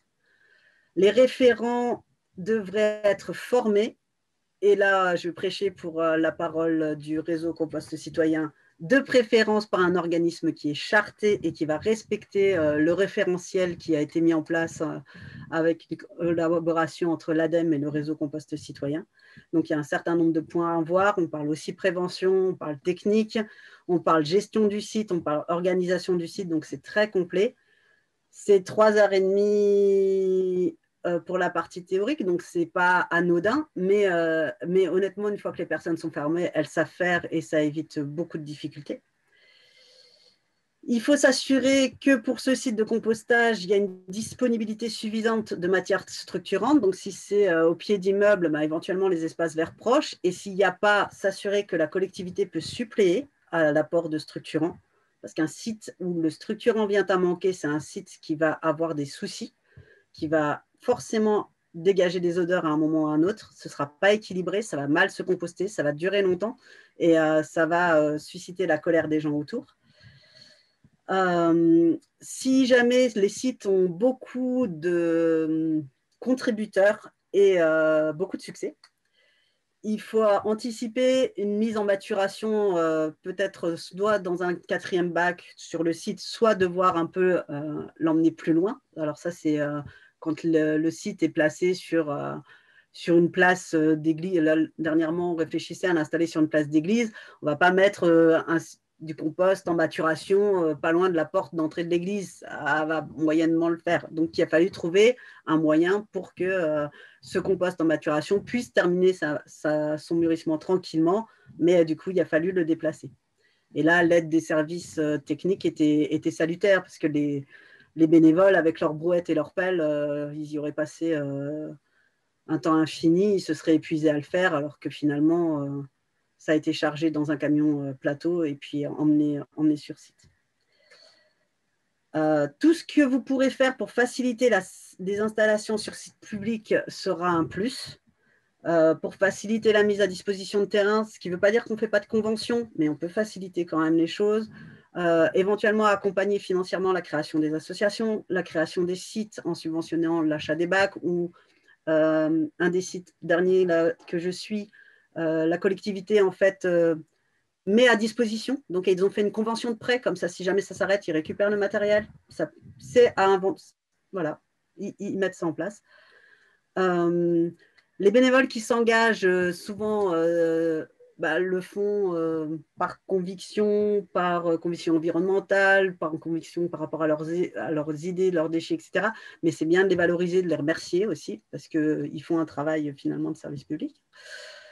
Et il vaut mieux plusieurs petits sites qu'un très grand. Plusieurs petits sites, c'est plus facile à gérer et beaucoup moins lourd qu'un très grand, et ça ouvre moins la porte à des risques de mauvaise gestion. Et enfin, avoir un interlocuteur bien identifié au sein de la collectivité pour que quand les personnes ont un souci ou une question, elles n'aient pas à passer par X service et qu'elles aient toujours le même contact, c'est aussi un plus. Voilà. Et là, je vous ai trouvé, en fait, c'est une enquête de Que Choisir. Donc, je vous laisserai la découvrir un peu plus tard sur le compostage. Donc, ils ont interrogé les abonnés à leur newsletter. J'ai volontairement pris Que Choisir. Que Choisir, il n'a aucun lien avec le réseau Compost Citoyen. C'est un organisme complètement indépendant de la philosophie du compostage a priori. C'est vraiment de la consommation. C'est de la défense du consommateur. Et donc, ils ont interrogé des abonnés à leur newsletter. Et je voulais juste vous montrer les avant-dernières cases. Donc, le compostage partagé. Donc, avez-vous entendu parler, ne serait-ce que de nom, du compostage partagé au collectif? Il y a 82% de ceux qui ont répondu qui en ont entendu parler, mais et dans ces 82%, il y en a 71 qui n'y ont pas accès. Seuls 18 n'en ont jamais entendu parler. Et 6% y compostaient des déchets. Et à égalité quasiment, 5%. Il y avait accès, mais ne compostait pas. Et le deuxième point qui était assez intéressant, c'était si un composteur partagé venait à être installé près de chez vous, seriez-vous intéressé pour y composter vos déchets de cuisine? Et donc, là, cette question a été demandée aux personnes qui n'ont pas accès à un composteur partagé et les personnes qui n'avaient jamais composté ou ne le faisaient plus au moment de l'enquête. Et donc, il y a 75% des répondants qui ne compostent pas seraient intéressés par un composteur partagé. Donc, oui, tout à fait, et oui, plutôt. Donc, il y a quand même un réel attrait Et la question de l'engagement citoyen, finalement, il faut se la poser, mais ce n'est pas la première difficulté, à mon sens, ce n'est pas ce qui va poser le plus de soucis. Voilà. Donc, je vous ai mis l'intégralité de leur infographie. Est-ce que vous avez des questions concernant ce point-là, sur le compostage partagé? Je vous ai tous perdus. Rien qui arrive pour l'instant. Pardon? Je n'ai rien qui arrive pour l'instant sur la discussion. Est-ce que c'est assez clair? Je vois quelques acquiescements, donc oui, a priori. Ah, il y a quelqu'un qui lève la main. Oui. Ah non, c'est un pouce. Non, c'est quelqu'un qui lève la main. Non, c'est un pouce. Bah, merci. Donc là, est-ce que le sondage a été fait en milieu rural ou urbain? Est-ce que tu sais, Elsa? Alors, dans l'indication qui est donnée par Que Choisir, c'est vraiment auprès de leurs inscrits à la newsletter, à leur lettre d'info. Alors, je ne sais pas exactement quel est le... On doit avoir les deux. Quelle est la part de rural et d'urbain auprès des abonnés de Que Choisir, hein. Par contre, alors, la différence entre rural et urbain, en toute honnêteté, les ruraux, en tout cas les néo-ruraux, bien souvent, ne veulent pas s'embêter avec un composteur chez eux. Ils ne veulent parfois pas s'embêter avec du jardinage, d'ailleurs. Donc, ils mettent du pavé, voilà. Et donc il y a un vrai besoin. Sans compter qu'il y a aussi des appartements au milieu rural. Et il y a aussi, comment on appelle ça, le fait que tout le monde ne veut pas avoir cette boîte en fait dans son jardin. Et les parcelles, alors pas forcément sur tout le Grand Est, mais en tout cas en Alsace, elles ont quand même tendance à se réduire. Et donc entre mettre la table, le barbecue, le trampoline, la balançoire et le composteur, je crains que souvent le composteur ne passe à l'as. Donc il y a un réel intérêt à interroger ses administrés pour savoir si effectivement ça pourrait être porteur. Moi, le dernier projet sur lequel je suis là, c'est à Erlisheim. Erlisheim, c'est un village en Alsace, dans le Bas-Rhin, du côté au nord de Strasbourg. C'est vraiment un village. Donc, du coup, c'est bien qu'il y a un intérêt. Et en effet, il n'y a pas que les néo-urbains qui s'y opposent. Ouais. On a parfois toutes sortes de gens qui peuvent s'y opposer. Ou y adhérer d'ailleurs. Ou y adhérer. Donc c'est vrai que ça ne dépend pas uniquement de l'habitat. Non. Ça va dépendre des convictions, des valeurs, de beaucoup de choses. Bah, ça reste un geste de prévention des déchets où on change son comportement. Donc forcément, on se réinterroge. Enfin, le citoyen, nous réinterrogeons sur nos pratiques, voir qu'est-ce qu'on fait, qu'est-ce qu'on ne fait pas. Donc voilà. D'autres choses?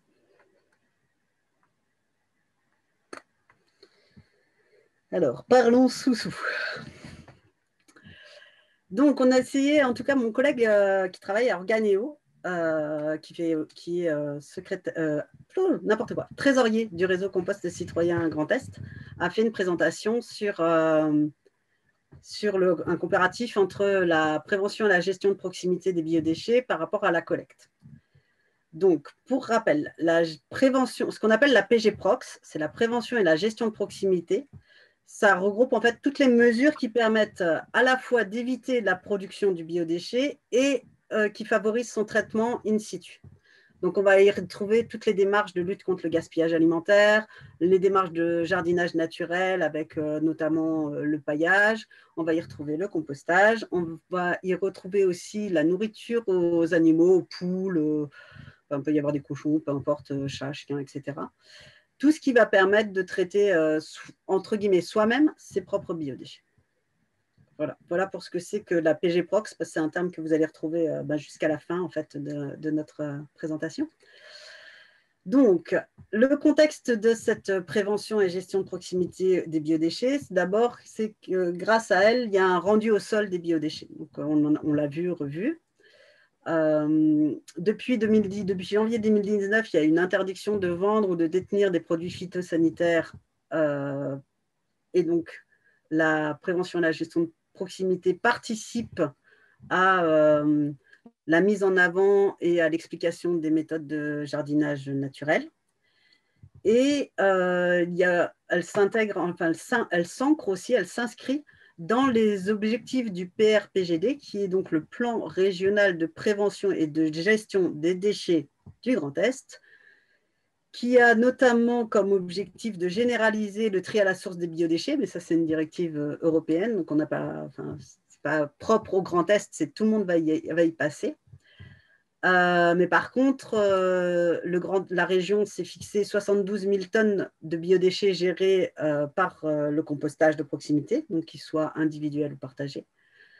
Elle s'est fixée aussi comme objectif de détourner 15% des déchets alimentaires des ordures ménagères résiduelles, donc à l'horizon 2025, là pour le coup, à la fois par le compostage, mais aussi par les méthodes d'évitement qui sont la lutte contre le gaspillage alimentaire.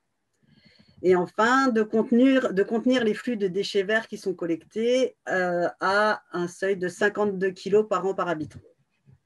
On sait que ces flux sont développés de manière exponentielle, donc l'objectif, c'est que ça reste dans cette fourchette-là.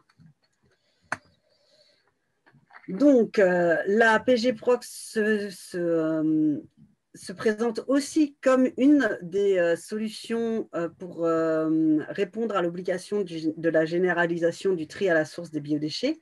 Je pense que vous êtes, j'espère, j'imagine, en fait, que vous êtes tous au courant que donc au 1er janvier 2024, chaque citoyen français, européen même, aura normalement une solution pour ne plus mettre ses biodéchets dans sa poubelle, une ou plusieurs.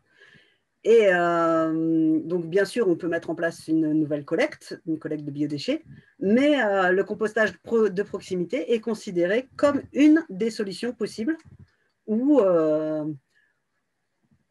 comment dire, on n'est pas obligé d'en choisir qu'une, on peut aussi panacher l'ensemble des solutions. Enfin, voilà, il y a différentes possibilités pour répondre à cette obligation. Donc, je vous ai présenté la PG-Prox tout à l'heure. La PG-Prox, en fait, a des actions pour lutter contre le gaspillage alimentaire. Donc, on va avoir moins de déchets à gérer. Promouvoir le jardinage au naturel, là aussi, ça va concerner les déchets verts. Il devrait y en avoir moins à traiter.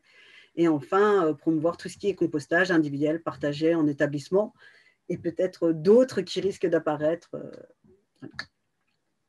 Les atouts, c'est qu'au niveau européen, le compostage a été classé prioritaire. En fait, la priorité dans la hiérarchie des modes de gestion a été établie en mettant en avant les modes d'évitement ou de prévention. Évitement, prévention, c'est le même terme en fait, sauf qu'avant, on parlait de prévention, maintenant on parle d'évitement. Donc, d'abord, on évite le déchet et après, on peut décliner les autres modes de gestion. Le compostage est généralement une des actions phares dans les programmes locaux de prévention des déchets ménagers et assimilés qui sont obligatoires pour les collectivités.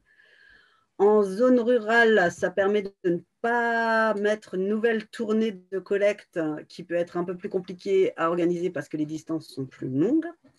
Ça contribue à maîtriser les flux de déchets verts et de déchets alimentaires, notamment par toutes les actions de prévention. Et ça contribue aussi à créer des emplois qui sont gratifiants et non délocalisables, parce qu'en fait, on n'envoie pas ces déchets à plusieurs kilomètres, voire à l'étranger, pour qu'ils soient traités.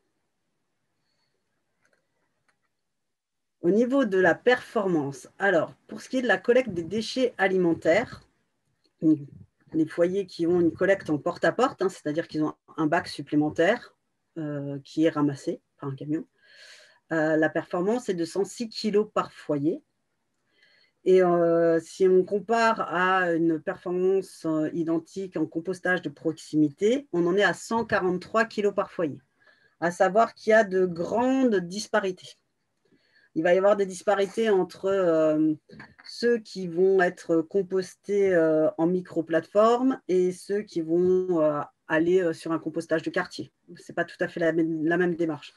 En fait, en micro-plateforme, vous allez avoir, ça va être une sorte, les gens vont faire de l'apport volontaire et les matières vont être déplacées par un prestataire qui utilise un vélo. Donc, c'est très proche, en fait.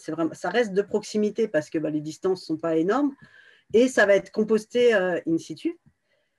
Donc là, on peut avoir une performance sur les micro-plateformes jusqu'à 180 kg par habitant desservi, alors qu'en compostage de quartier, on peut tomber à 47 kg. Mais là, ça va être les gens qui vont faire la démarche, qui vont aller au composteur, qui vont composter leurs propres déchets organiques.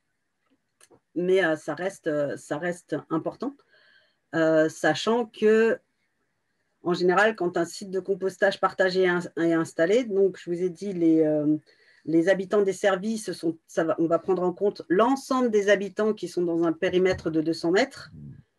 Et parmi ceux-là, en général, on a estimé, on comptait une trentaine de % de participants réels.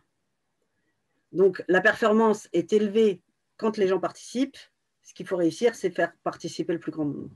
Le challenge, il se situe plus à ce niveau-là. En fait, le curseur se situe à ce niveau-là. Il y a une question, peut-être? Non. Qu'est-ce que le C05? Alors, le C05, c'est le rythme de collecte. Alors, une collecte hebdomadaire des ordures ménagères, ce qui est normalement l'obligation, c'est C1, parce qu'il y a une collecte dans la semaine. Et en fait, quand on enlève les biodéchets des ordures ménagères, totalement ou en partie, eh bien, on peut mettre en place une collecte toutes les 2 semaines des ordures ménagères, parce qu'on a enlevé une grosse part de fermenticides de ces ordures ménagères. Et donc, au niveau hygiène, odeur et autres, le législateur a convenu qu'on pouvait distancier les collectes des ordures ménagères résiduelles dans la mesure où il n'y a plus ces matières putrescibles, en fait. C'est comme ça qu'ils les appellent, dans les bacs de collecte.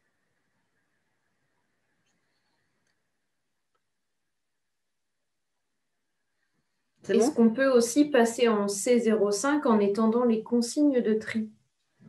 Aucune idée. C'était une information, c'était pas une question. C'était que effectivement la collecte hebdomadaire est obligatoire, mais on peut aussi prétendre donc à la C05 en étendant les consignes de tri pour le recyclage. C'était juste un petit plus, sans plus. Voilà. Merci bien. Excusez-moi d'avoir perturbé. Non, il n'y a pas de souci, c'est bien. Non, aucun problème. Mais c'est vrai que là, pour le coup, je ne suis pas capable de répondre pour les biodéchets, mais pour le reste, j'avoue. C'était un complément d'info, sans plus. Eh bien, c'est super. Merci beaucoup. Donc, au niveau des coûts, la collecte des biodéchets, on en est à 408 € par tonne, ce qui, répercuté sur l'habitant, ça fait 20 € par habitant. Et compostage de proximité, on en est à 456 € la tonne. Et par contre, ça tombe à 13 € par habitant par an. Et là, pareil, il y a des fortes disparités en fonction de quel site, etc. Mais ça n'empêche qu'il y a pour l'habitant, en fait, un gain. Pour la collectivité, ça va aussi dépendre en fonction de est-ce que c'est totalement géré par l'habitant, quel est l'impact, quelle est l'implication financière, comment la collectivité soutient la démarche, comment elle subventionne ou pas, etc. Je continue. Donc, les avantages en fait, de la PG Prox, on va retrouver ceux du compostage en proximité, hein, donc tout ce qui est proximité sociale, qu'on n'arrive pas à mesurer et qu'on ne peut pas convertir en éléments financiers. Par contre, c'est réel. Le citoyen, il devient acteur de sa prévention des déchets, de sa gestion des déchets, il va regarder ces déchets et donc il va s'interroger aussi. Et donc souvent, c'est la porte ouverte à d'autres actions. Donc, bien souvent, ça permet de, en échangeant, en réfléchissant, il va un peu plus cuisiner, il va oublier sa bouteille plastique, il va utiliser une gourde, etc. Enfin, il va modifier progressivement. Alors, ce n'est pas immédiat et c'est forcément sur un temps un peu long, mais il va modifier ses habitudes de consommation. On répond à la demande sociétale de plus d'implication et de plus d'environnement. Ça permet de créer des projets locaux à l'échelle de quartier. Donc souvent, le site de compostage peut être initiateur d'un jardin partagé ou d'une fête des voisins. Voilà. Il y a plein de choses qui peuvent se greffer autour de ce site de compostage. Et comme ce n'est pas réservé à une seule catégorie de personnes, eh bien, ça va des enfants jusqu'aux retraités, voire aux personnes très âgées, et qui peuvent, qui refont du lien. On a vu l'année dernière, lors de la crise sanitaire, alors sauf intervention de la collectivité, en fait, les sites de compostage partagés étaient considérés au même titre que les points d'apport volontaires. Et donc, si vous vous rappelez l'attestation, on avait le droit d'aller jeter ces déchets en apport volontaire. Voilà. Et ben, on avait le droit d'aller sur les sites de compostage. Donc, contrairement aux déchetteries qui ont été fermées, les sites de compostage n'avaient pas obligation d'être fermés. Après, c'est un vecteur de communication pour le service de gestion des déchets. Hein. Ça peut être de belles vitrines et ça peut être aussi des lieux de rassemblement pour pouvoir passer éventuellement d'autres messages. On a dit que le compost, eh bien, il retournait au sol et donc il permettait de recréer en fait du sol, c'est vraiment ça, et de l'améliorer. Et finalement, ça contribue à la lutte contre les îlots de chaleur parce que pour avoir un site de compostage, il faut forcément un espace enherbé. Et donc on ne va pas le supprimer parce qu'il y a le site de compostage dessus.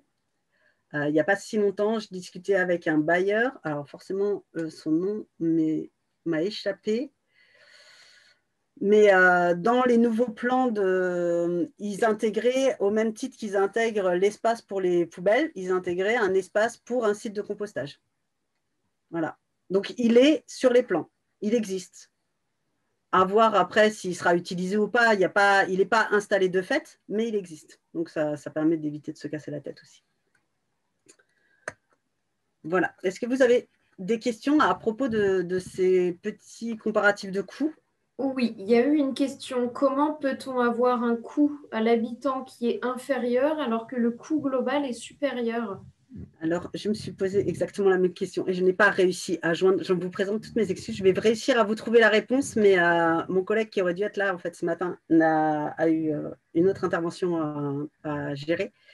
Et en fait, je pense, mais sous réserve, qu'on a enlevé le côté subventionné. C'est-à-dire qu'en fait, la collecte peut être plus fortement subventionnée que le compostage de proximité par l'État ou autre. Je ne maîtrise pas bien les méthodes de financement des services des déchets. Et donc, du coup, je pense que la différence, elle se joue à ce niveau-là. Mais je vous trouverai la réponse et je vous la donnerai. On pourra vous envoyer un mail avec la réponse de notre collègue une fois qu'il aura éclairci ce point. Oui, qu'il aura répondu. Le problème, c'est que pour aller voir s'il m'a répondu, il faut que je vais quitter, je peux quitter rapidement, je vous entends encore, donc je vais quitter rapidement et je vais aller voir. Non, il n'y a pas d'urgence, c'était juste si vous aviez l'info parce que ça m'intriguait. Ça nous a intrigués aussi juste avant de lancer le webinaire, on s'est dit mince, mais c'est bizarre.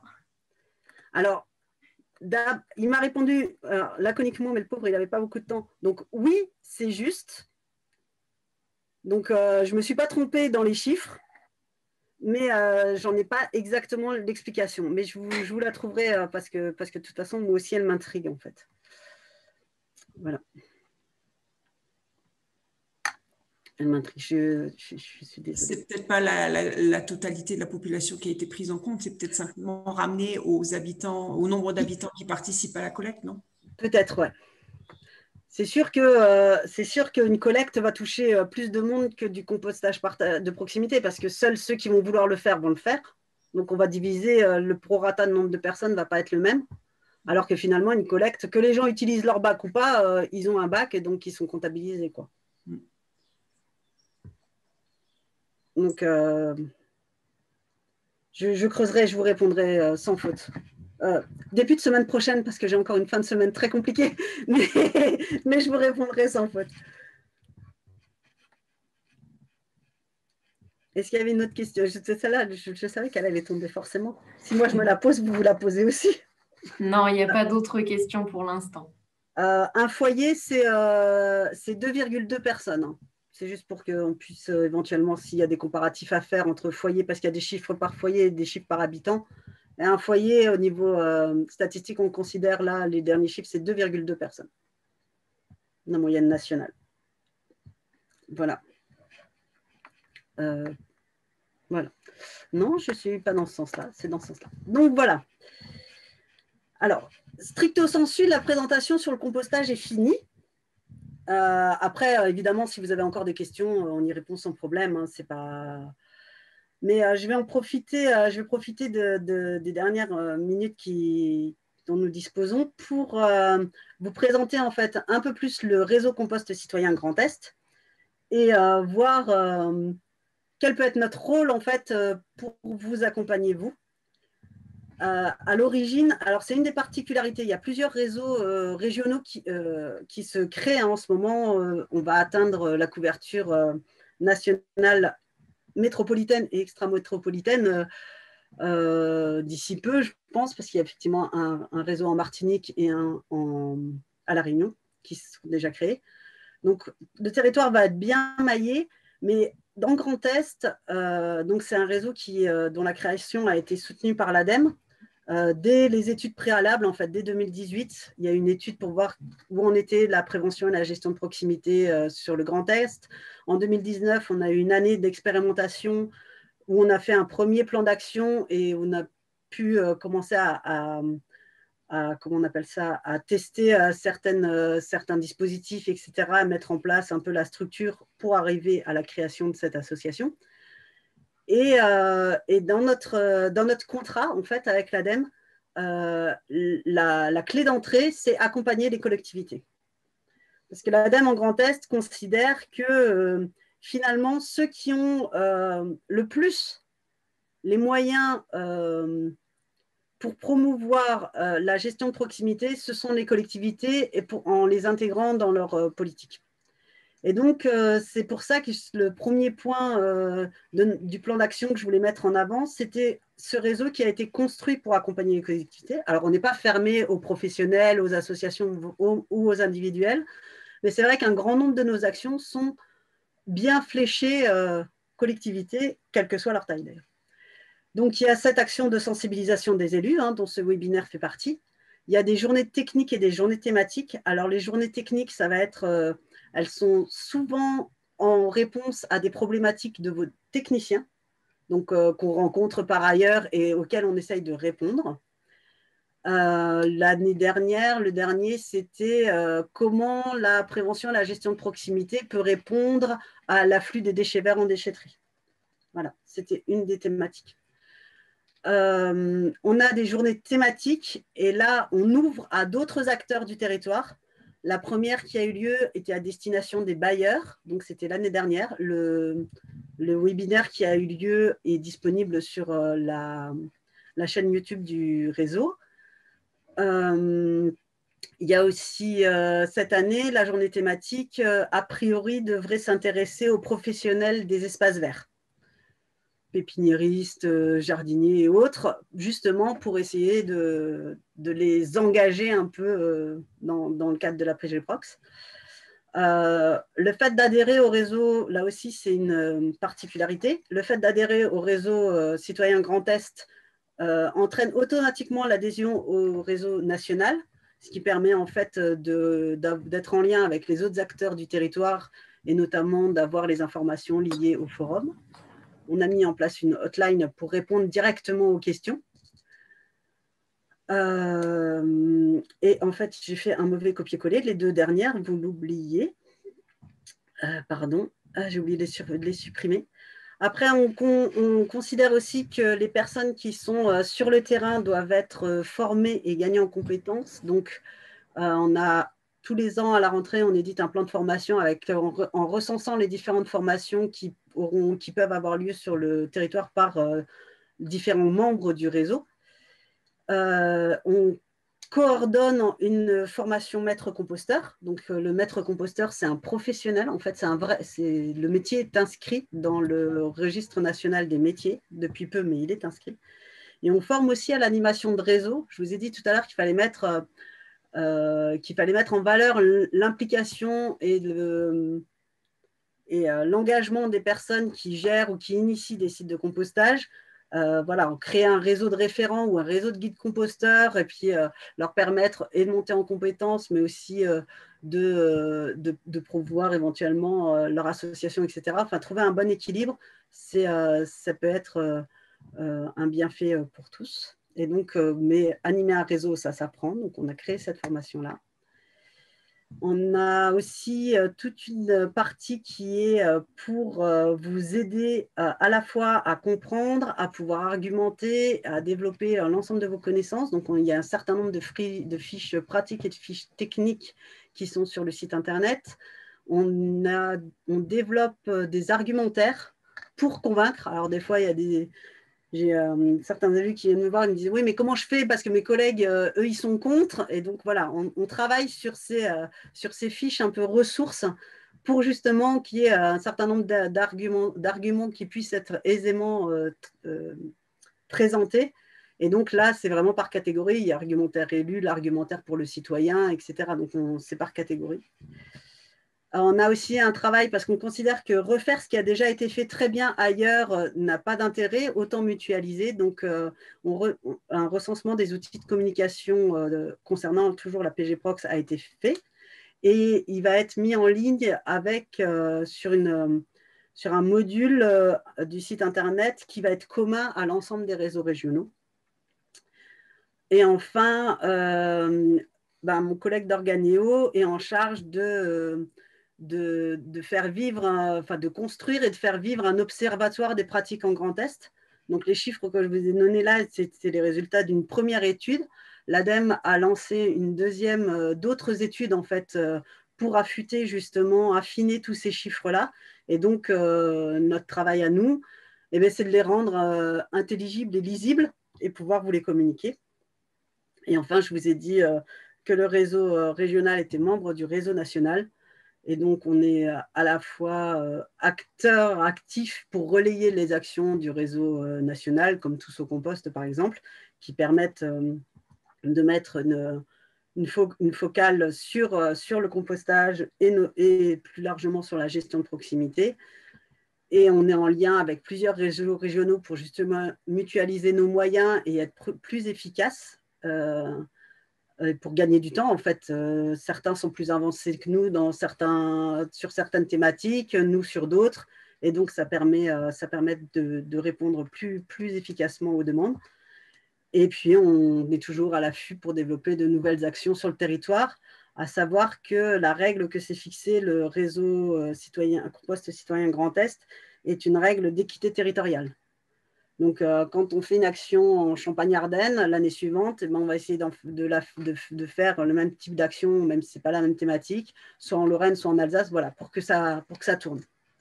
Les journées techniques, par exemple, elles ont été conçues pour être reproduites 3 fois, pour être au plus près justement des techniciens, qu'il n'y ait pas des temps de déplacement trop importants. Et donc, c'est la même journée qui est reproduite à la fois en Champagne-Ardenne, à la fois en Lorraine et à la fois en Alsace. J'ai 2 questions. Quelle est la durée de formation pour un maître composteur et quels sont les prérequis? Alors, je commence par les prérequis. Il faut être guide composteur. Pour être guide composteur, il faut avoir suivi une formation par un organisme charté. Alors, pour être guide composteur, il y a 3 modules obligatoires et un module optionnel. Là, on est guide composteur. Pour prétendre à la formation maître composteur, il faut avoir fait les modules obligatoires et l'ensemble des modules optionnels. Donc, ils sont au nombre de 6. Il y a un module sur la gestion intégrée des déchets verts, le compostage de proximité, le compostage en établissement, le vermicompostage, le compostage de toilettes sèches. Est-ce que j'en oublie un? Il ne serait que 5. Établissement, déchets verts, proximité. Oui, ils sont 5. enfin que. Voilà. Et donc, il faut avoir fait avoir validé l'ensemble de ces modules pour pouvoir s'inscrire à la formation maître composteur. Et la formation maître composteur dure 6 jours plus 1. Donc, il y a 6 jours de formation. Nous, on a fait le choix de la diviser. Donc, il y a 3 jours à Strasbourg et 3 jours à Metz, parce qu'on ne voit pas les mêmes choses et ce n'est pas la même manière de faire. Et il y a 1 jour en plus à distance pour accompagner les stagiaires à la rédaction de mémoire, parce qu'il y a un mémoire et une soutenance donc à tenir, à réaliser. Et ce mémoire doit présenter une réalisation, une étude réalisée dans les fonctions en fait, de maître composteur. Voilà. Et donc, la prochaine session de maître composteur aura lieu en octobre et en décembre de cette année. Et j'ai une dernière question sur un autre sujet. Est-ce qu'on peut adhérer au RCC Grand Est en tant que personne privée? Oui. On peut adhérer en tant que personne privée, on peut adhérer en tant que collectivité de plus de 50 000 habitants et de moins de 50 000 habitants. Et on peut adhérer en tant qu'entreprise ou association de moins de 10 ETP, je crois. Donc oui, c'est tout à fait possible. L'adhésion est à 15 €. Voilà, en tant que personne privée. Si vous voulez que je vous envoie directement, sinon on retrouve normalement les formulaires et tout ce qu'il faut sur le site du réseau Compost Citoyen Grand Est. Je vous ai mis ici, en fait, vous avez l'adresse du site. Donc, je vous ai mis l'adresse du nouveau site qui est en ligne, mais qui est encore en cours d'amélioration, mais vous devriez quand même trouver votre bonheur. Et après, il y a l'adresse du réseau Compost directement à contact. Et je vous ai mis mon adresse à moi au cas où, si vous voulez. Mais globalement, je relève la boîte contact. Donc, que vous écriviez à l'un ou à l'autre, je verrai vos demandes. Voilà. Est-ce qu'il y avait d'autres questions? Il n'y avait pas d'autres questions. On avait un sondage pour la fin. Je ne me souvenais plus, alors j'ai mis Dia, mais... Tac. Je quitte peut-être, hein, c'est ça? Oh, si tu veux. Bah, Et moi, je vais lancer le sondage. Donc, qui concerne vraiment, voilà, à l'instant T, quel est votre ressenti par rapport au compostage? Est-ce que vous avez l'impression d'avoir une connaissance du sujet, une méconnaissance, une crainte, des rejets, maîtrise de la technique? Quel est un petit peu votre ressenti?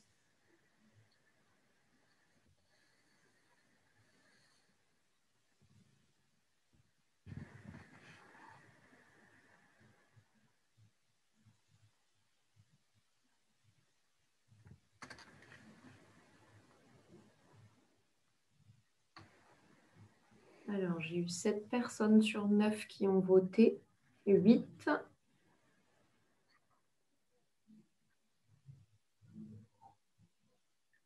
Et Elsa, tu n'as pas voté, je pense. Non. Donc, ça doit être bon. Non, je n'ai pas voté, j'avoue. Donc, les résultats, donc 63% connaissance du sujet et on voit qu'il reste encore des craintes. Donc, si vous voulez poser des questions par rapport à ces craintes-là, n'hésitez pas. On peut essayer d'y répondre. On a encore un petit peu de temps.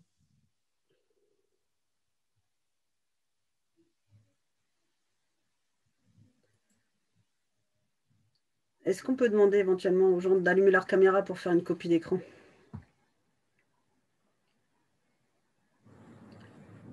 Si vous voulez bien, juste le temps. Les caméras s'allument. Oui, je vois ça. Mais je veux bien lever vos craintes, parce que là, du coup, je n'ai pas atteint mes objectifs à 100%. Donc,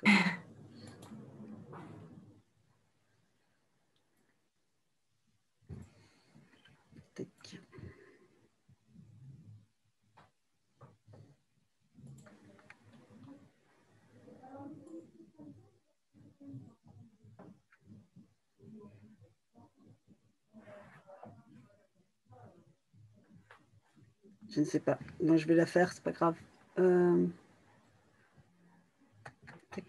Merci.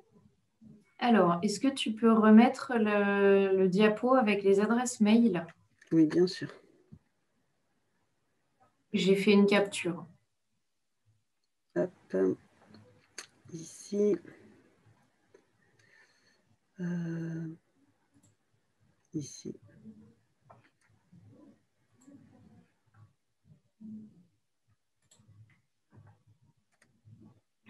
Est-ce que c'est celui-là?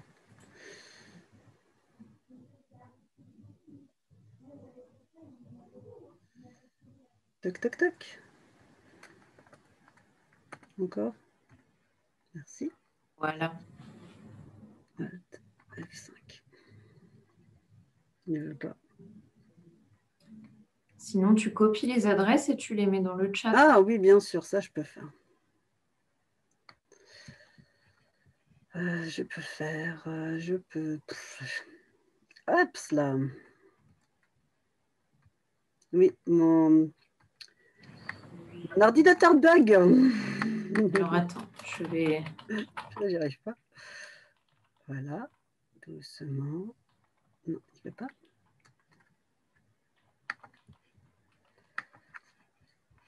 Vraiment. Hein. Voilà.